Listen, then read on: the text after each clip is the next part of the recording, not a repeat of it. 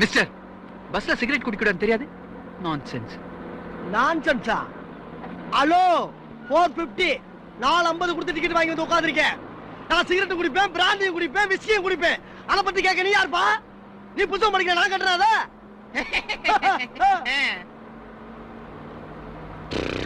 யோ, புகையை ஏன் இப்படி விடுற? நான் வித்தியாசமா விடுறியா?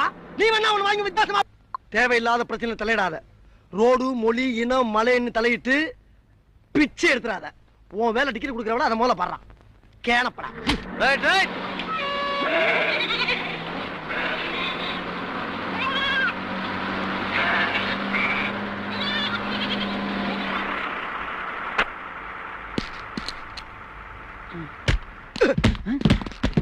என்ன மிஸ்டர், என்ன இது? பொட்டிய பாதையில வச்சோம்னா டிராபிக் இறஞ்சாலும் தெரியாதா?